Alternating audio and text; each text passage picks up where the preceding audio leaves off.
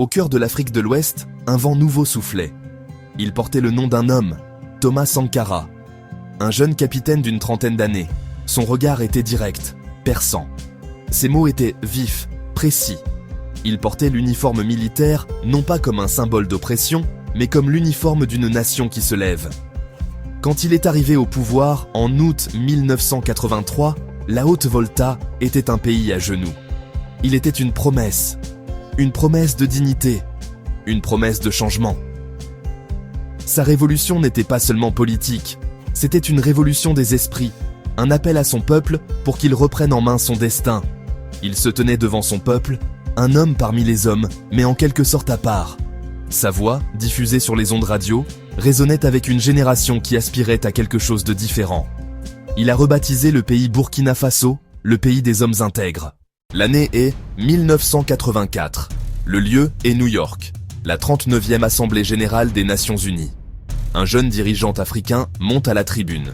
Il est vêtu de son uniforme militaire, contraste avec les costumes sombres. C'est Thomas Sankara, au pupitre. Il n'est pas là pour plaider. Il n'est pas là pour mendier. Il est là pour dire la vérité au pouvoir. Il parle de la dette, ce mécanisme écrasant. Il la qualifie de nouvelle forme de colonialisme. Il parle des Palestiniens. Il parle du peuple du Nicaragua. Il parle des combattants anti-apartheid en Afrique du Sud. Ce discours résonnera à travers les décennies. Plus qu'un discours politique, un manifeste moral.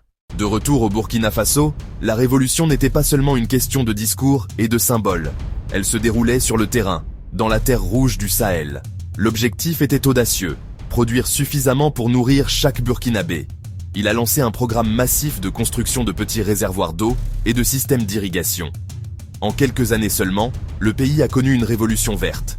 Pour la première fois de son histoire, le Burkina Faso a atteint l'autosuffisance alimentaire.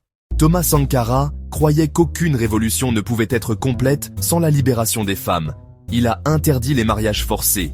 Il a interdit les mutilations génitales féminines.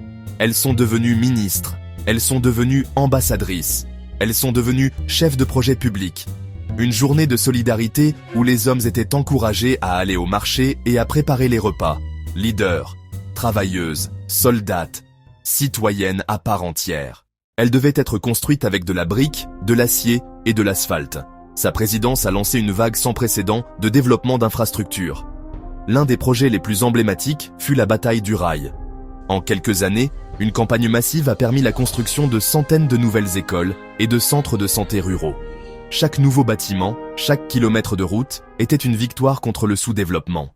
Au cœur de toute grande histoire d'espoir, une ombre rôde souvent. La pression montait de toutes parts. Des blocus économiques furent subtilement mis en place. Au sein de son conseil révolutionnaire, des murmures de dissidence commencèrent à circuler. La figure centrale de ce drame, Blaise Compaoré. Ils étaient autrefois comme des frères. Mais une rupture s'est creusée.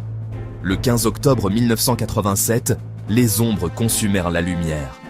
Thomas Sankara et 12 collaborateurs furent assassinés lors d'un coup d'État mené par Blaise Compaoré. Thomas Sankara a été tué, mais ses idées n'ont pas pu être enterrées avec lui. Un portrait de Sankara, souvent en noir et blanc, est devenu un puissant symbole de résistance et d'espoir.